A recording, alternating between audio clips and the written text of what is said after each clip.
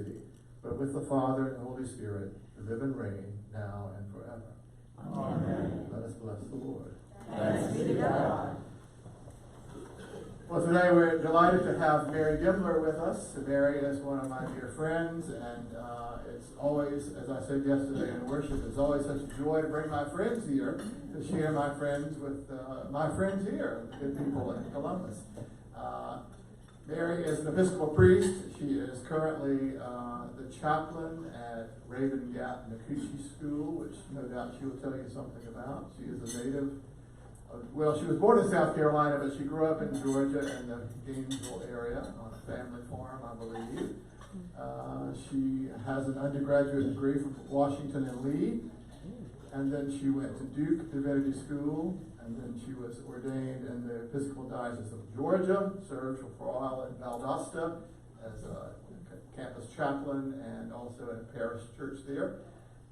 And then she was a short time in Virginia, and then was the rector of St. Matthias Episcopal Church in Toccoa, Georgia, which is where Camp Michael is. Some of you have been there. You know, that's where I grew up. So that's a really amazing place now that I grew up here. It's on the map. Small town in northeast Georgia.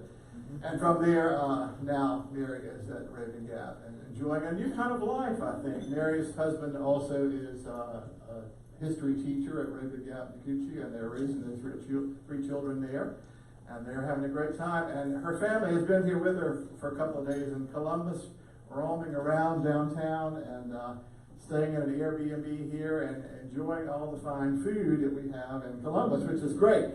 Now, another thing Mary may tell you about, she may not tell you about, she is a real foodie. And she is an amazing cook, and I follow Mary on Instagram, and she posts something every day about something she's made, and it all looks very sinful. So not too long ago, she posted something that I really wanted to take a bite of, and I said, "How many miles do you have to run to get rid of these calories?" And she said, "A lot, but it's worth it," and I'm sure it was. I'm sure it was. Mary, we're delighted to be here, and please come and share with us.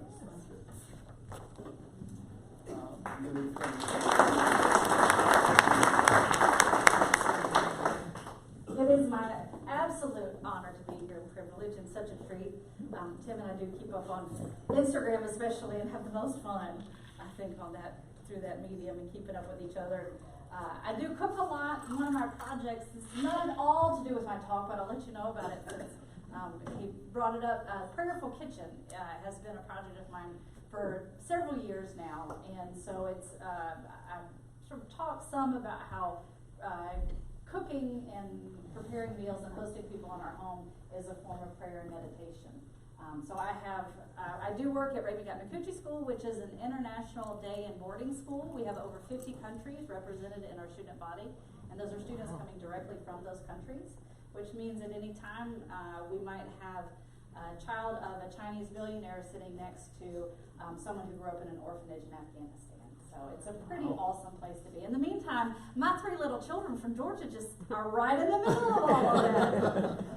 We have a son, William, who is 7, and a daughter, Bailey, who is 10, and a daughter, Hannah, who is 12.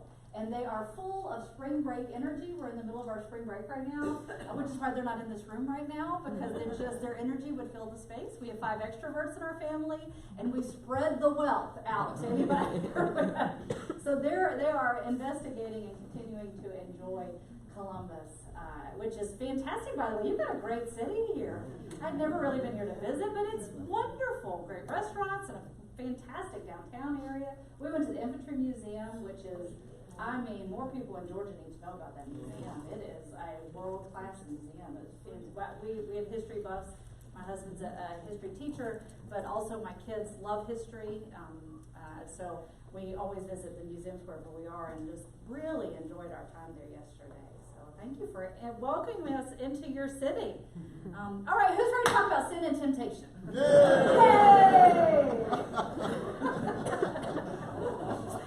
It is Lent, after all.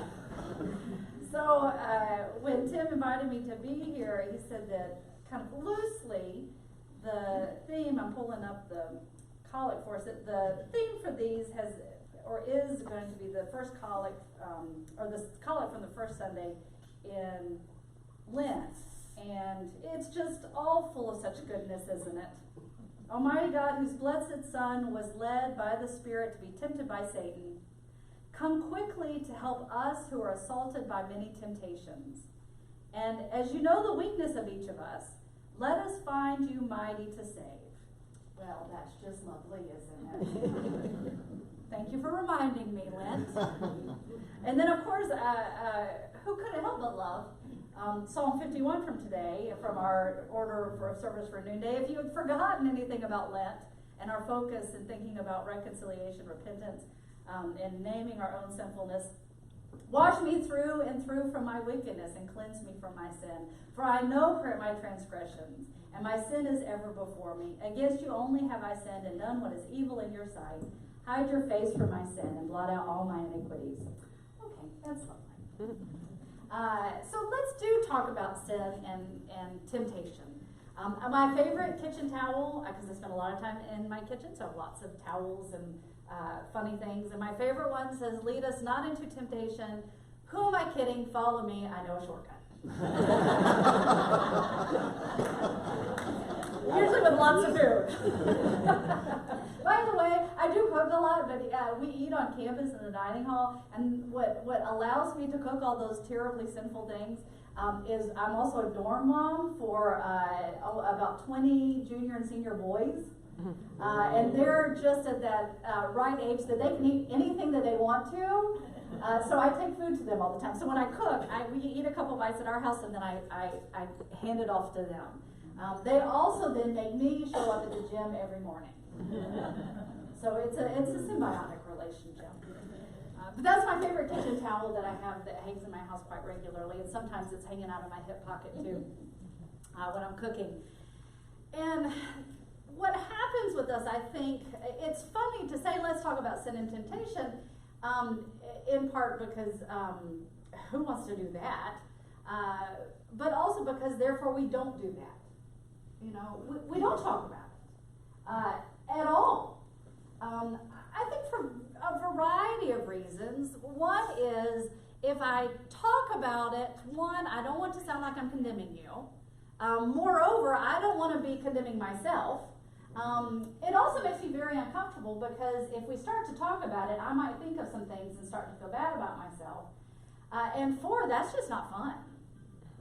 Right? Like, we're fun people, you know. I'd rather do that. I'd rather not talk about it. But the problem is because we don't really spend time really digging into this idea of temptation, which is a fundamental part of our faith, because we don't spend time digging into that, we then fall into other temptations. Ironically enough. If you avoid something and don't talk about it, that means that you're just susceptible to the ignorance that leads you to other things, right? I know everybody's looking at me so anxiously right now, by the way. Where is she going? And am I going to be upset by the end of this? No, I promise. We're going someplace good. Hang in there with me. Because we don't talk about temptation, the effects of that in our lives, and how therefore we deal with it, the outer sort of ring of temptation then in our response is one of two responses then. The first is that in the outer ring is a lack of taking responsibility, but it takes two funny forms that are two sides of the same coin. One form is, I fall into temptation because I am a sinful, horrible person because of original sin and because that's just the way that we are as human beings. And so therefore I just can't help it. The interesting thing about the extreme of that line of thinking is that therefore I'm not responsible for it. I don't have to feel bad about it because I'll go to church on Sunday and confess and everything will be fine, right? Mm-hmm. It's sort of that I can do whatever I want during the week because on Sunday it's all going to be wiped clean again and I get a clean slate and we can start all over again on Monday. So I'm not really responsible for it. Now, I know that you have to be familiar with people who live their lives this way. They're at church all the time. But you would never guess it by their behavior at 9 o'clock on Monday morning. Right? Or better yet, at 9 p.m. on Saturday night. But I'm not, because I am inherently a sinful creature, I'm not truly responsible because it's just the way I am. So I really don't have to think about sin and temptation because it's just fundamentally a part of who I am, right? Off the hook. That's amazing, isn't it? That's some serious rationalization. That's some great hoops to jump through. The other side of that coin, of course, is I didn't do it, the devil made me do it. And so therefore I'm still not responsible. Or the devil's out to get me, right? That's also sort of married with that. I have good friends that have been in and out of my life, and relatives, that when something bad happens in their life, well, it's the devil out to get me. Well, okay, but you made some pretty bad decisions that kind of led you to this place where you're saying the devil's out to get you, right? So I hear that, but what about all that you did to kind of help lead to this moment, right? No,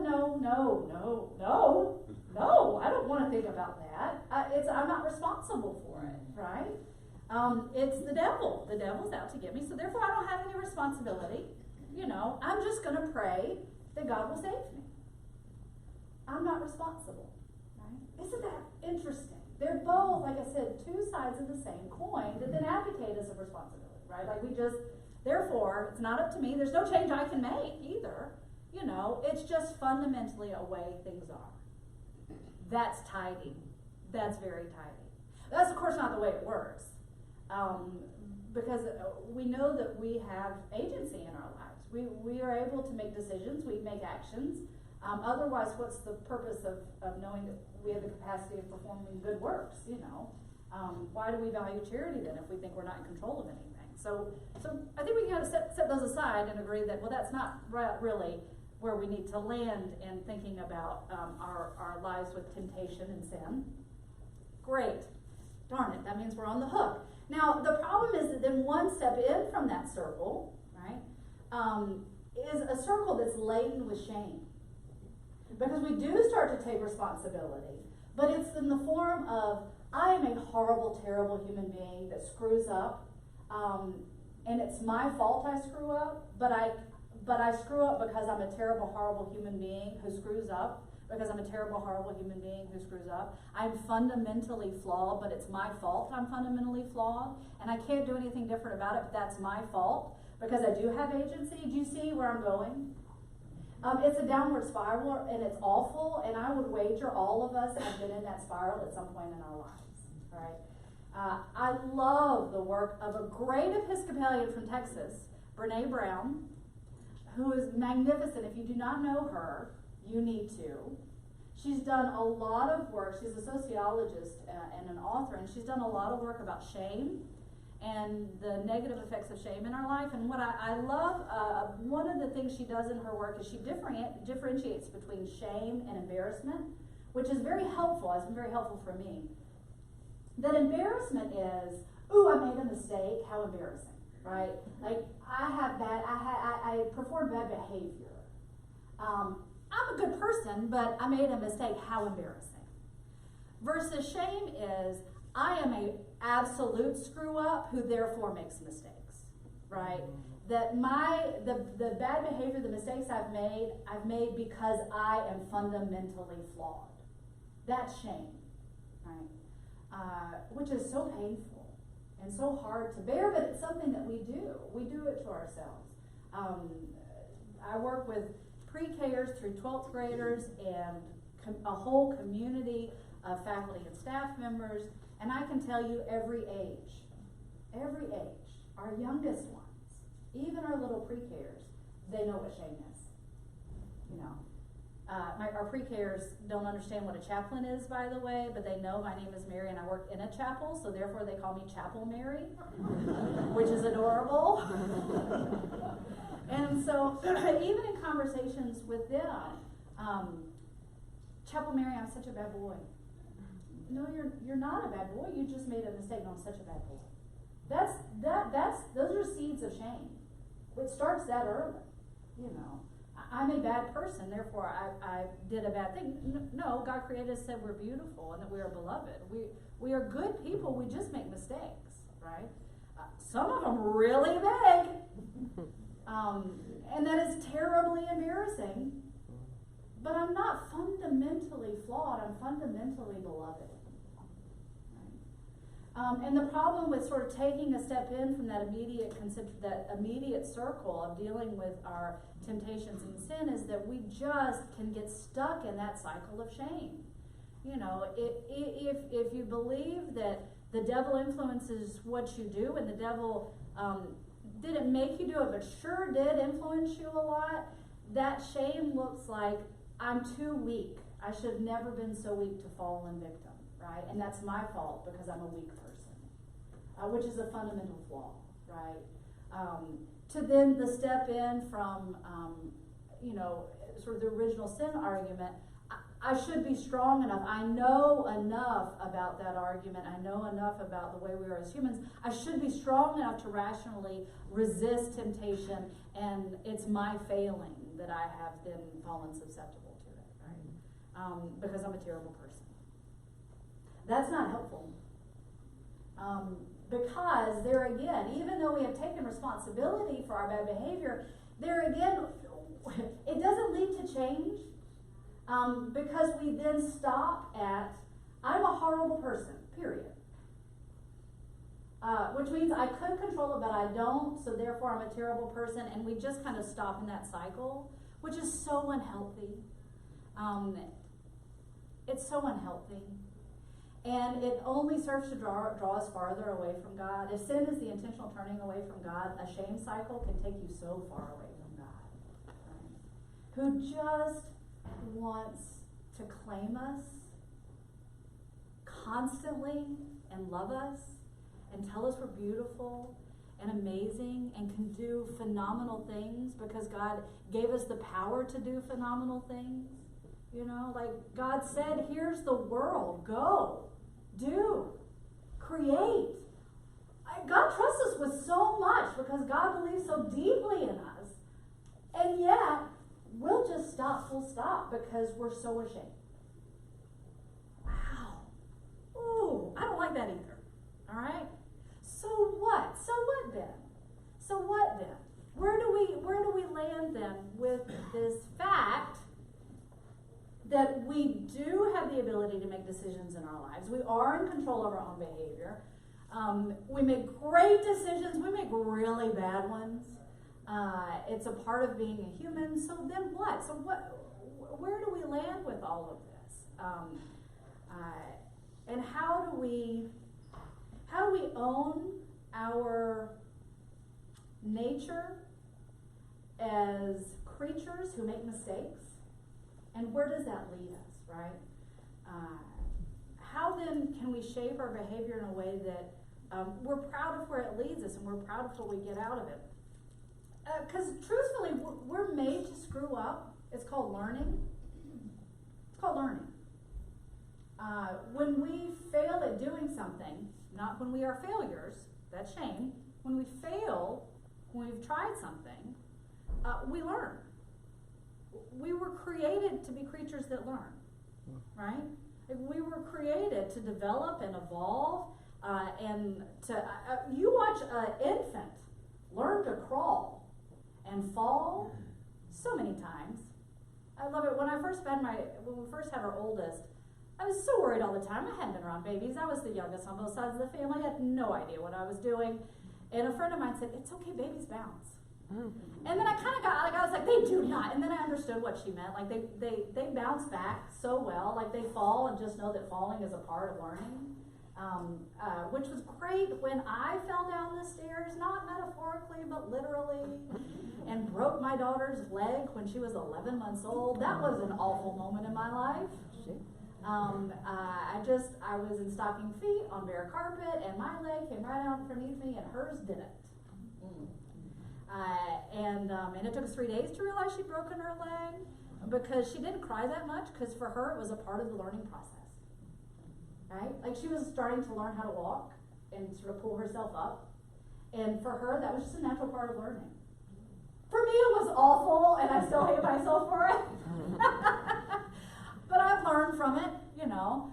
And she, by the way, 12-year-olds will love to remind you of that moment too. Hey Mom, remember when you broke my leg? Honey, please don't say it that loud. Especially in public and not to your teacher. But it was amazing. So my dad's an orthopedist. Thankfully, we've broken so many bones. Myself, I've broken arms and legs. It's amazing. He went into the right line of work, anticipating his children and grandchildren.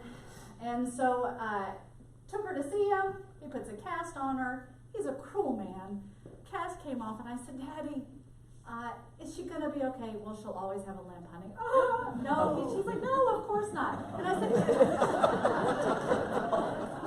well, Daddy, is it going to delay her learning to walk? Yes, it'll take longer for her to learn to walk. Daddy, no, I'm kidding. She's going to walk like as soon as you take it off because she doesn't know that wasn't a part of her learning. She has no idea that breaking your leg, she doesn't even know what breaking your leg is, but she doesn't know that the cast, she doesn't know that's not a natural part of learning, right? And so sure enough, like totally fine. Thanks, Dad. Totally fine. But she didn't know that wasn't a natural part of learning. We're hardwired to be learners. And the best way we learn, the fastest way we learn is when we make mistakes, right? You break something, you learn how to put it back together again. So we're hardwired to make mistakes. Now, that doesn't get us off the hook, by the way. This does not then push us back into that outer circle of, oh, well, I was just created that way. It's not my fault. No. Don't do that. Stay with me. Let's keep going in the circle, not out the circle, all right? What that means for us is that the failure, now let's get back to failure. Oh, darn it. What that means is that the failure is not in making the mistake. The failure is in not learning from it, right? So when we do fall into temptation, by the way, one of my favorite lines in the whole of the Book of Common Prayer is in our question and answer in our baptismal service. When we fall into sin, not if we fall into sin. Oh, I love that honesty. Prayer book for the win for honesty, especially in that moment. We're about to baptize, we're baptizing somebody, like welcoming in, they're being, death and resurrection, new life, all the good stuff. And right there, day one, not if but when. Like that's just a part of living, it's a part of who we are. So then what, right? If we embrace the idea that we're going to, one, we're going to make mistakes. Two, we're also going to sin, like with that intentionally making mistakes piece of it. Sure, we're going to do that. We're going to fall in temptation. Of course we are. We're humans. We learn. We also think we know better. Of course we do. It's part of working with children. They always know better. My teenagers are hilarious. I had, just as a sidebar, it was one of my favorite dorm parenting moments this year was watching two of my boys who are 18 and 19 arguing about the nature of marriage. It was hilarious. They had all the answers. It was great. So we often think that we know better, right? So we're going to make mistakes. We're going to mess up. We're going to fail. Of course we are. We're going to get down that road. The true failure then in our lives, the reasons why then we talk about reconciliation, is when we don't learn from it, right? That outer circle is all about not learning. If I don't take responsibility for my decisions, then I never learn from it. That most immediate inner circle of shame then also is about not learning. If I'm a fundamentally flawed person and destined to make mistakes, if I really sit in that and don't go further into it, then there's nothing to learn from it. Because then I'm not a beloved child of God who makes mistakes. I am a terrible, horrible creature that is incapable of change. But if we come closer in, right, if we realize just the depth of love God has for us and the ways that we are created to learn, that then opens the possibility for true change and growth and transformation. So yesterday I preached about transformation. And this is the key for transformation, is burrowing in, not running away, but burrowing into these ideas and concepts and realizing, Yes, I'm going to make a mistake. I'm going to fall susceptible to temptation. The best thing I can do for myself is be honest about that, because then I can learn to recognize it, right? And then embrace those opportunities for learning. What does it mean? How do I grow as a Christian when I realize I have really, truly injured a friend? I didn't mean to. That's being charitable. Maybe I did. What does it mean for me as a Christian, as a disciple? In those moments, instead of saying, well, the devil made me do it, or I'm just a horrible, terrible creature that, that's just in my nature. Off the hook, walk away. Versus, oh, I messed up. I am beloved. That person is beloved. I am a child of God. That person is a child of God. The God in me recognizes the God in you, therefore, I have some work to do. I own it, I name it, and now it's time for me to do something. The action is still mine. The action's still mine. And it's time to ask for forgiveness. It's time for me to go and have that really hard conversation, because I'm not afraid to think of these things because of the depth of my faith and because I'm transformed, right? Slowly being transformed. I now know what it means to go and have that conversation, and I'm not afraid of it. Oh, that's a lie. I'm terrified of it because we don't like conflict, but it's not going to be the end of me. I'm capable of it because I know that this is a part of learning. This is a part of growth. This is a part of my faith journey. Is going to this person and saying, I really messed up. Can you forgive me? With the full reality, they might say no. Right? That's a different level of faith. To be willing to step out, to be vulnerable, to put ourselves out there, to be willing to learn from that and be transformed by it, to really realize that when I step into these spaces that are very difficult, that I have to own, because I did make a mistake, but I'm not a terrible person. I made a mistake. It's time for me to learn and grow, and that hurts, that pinches. Ooh, boy, does it pinch. That's where the real transformation happens. That's where the real growth happens. That's why we do this thing called Lent and take these opportunities to talk about repentance and reconciliation, and hopefully enter into spaces where we're honest with ourselves about the fact that we do make mistakes, because those are the opportunities for growth. Those are the opportunities for deepening our faith. Those are the opportunities for reaching a higher level relationship with God, because we're not, we might be afraid, but we're still going to go there. We're still going to seek out those moments, as hard as they are, because God's already there waiting for us. Again, in our baptismal covenant, we're sealed by the power of the Holy Spirit and marked as Christ's own forever. That means that there's no away from God, that God is both where we are and waiting for us where we need to go. Also waiting for us the places that we might go we shouldn't. So we can enter into those spaces safely knowing that God's there, ready to help us learn and grow from them. So Ash Wednesday, when I was talking to our students, I talked about, so many of them don't know much about, many of our students are not Christian. They come from different traditions or come from no tradition. And so I kind of have to help them understand Ash Wednesday, which, if you're not Christian's, a really weird day. Why are we here? Why are we talking about it? And so I shared with them something that I'll close with to share with you, and that is that I used to not really care for Ash Wednesday, and then I learned to make peace with it, and now I love it. One of the reasons I've come to love it is I've come to sort of reframe how I think about the dust and the ash bit of it.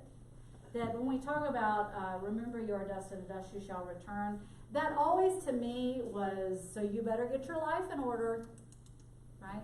That we're all going to die someday, so you better get busy making things better. Yes, I think that should be a part of our consideration, But it occurred to me that we're made from dust. That's sort of fundamental to that piece, right? You come from dust, to dust you shall return. We're made from dust. God don't make no trash. I love that saying. God don't make no trash, and God made us from good stuff. So when we say we're from the dust and the ash of the earth, we're from good things. And we're going to return to good things. What that means is that when we make mistakes, what do we say when somebody makes a mistake? Pick yourself up and dust yourself off and get back in the game. Right? We say it. It's baseball season. Get ready. Yes, fantastic. We've got a great baseball player in our dorm. I love to watch him play. And I remember playing myself softball, and sometimes you're running the bases, and from second to third, in the middle of running, there's nothing in your way. There's nothing stopping you. Nothing's happened, and all of a sudden you're face down in the dirt. Right? That's not a really good analogy for life. I don't know what is. Because we know we're going from point A to point B, and all of a sudden we're covered in red clay, right? Like it's just head to toe on us because we have totally bitten it. And it's our own fault because we tripped all over ourselves. And we stand up and we dust ourselves off and get back in the game. But here's the thing. I always thought about dusting ourselves off as getting rid of any evidence that I made a mistake. Right? Which we've all done laundry with Georgia red clay. Who are we kidding? But I've always thought that was the purpose of saying dust yourself off, right? Get rid of the evidence that you made a mistake and just get back in there, Here's what I think. I think when we say dust yourself off, we're looking at the stuff from which we came from and the stuff to which we're returning. And when we dust ourselves off, we're looking at just our humanity. I made a mistake, I tripped and I fell. And look, that's my learning. It's not separate from who I am, it is who I am. So when I dust myself off, I'm looking at my humanity. Not something apart from me that I need to get rid of because I'm embarrassed by it, but instead something just a part of living. It's a part of who I am. It's the stuff that God made me of. Right? So I am going to dust myself off and look and say, learn from that one. I'm going to get back in the game. But I'm going to learn. I'm going to learn. So our invitation ever in Lent, in our search for naming our weaknesses as well as asking for forgiveness, the path for that is reconciliation, which is learning and growth and evolving into stronger, better disciples. Amen.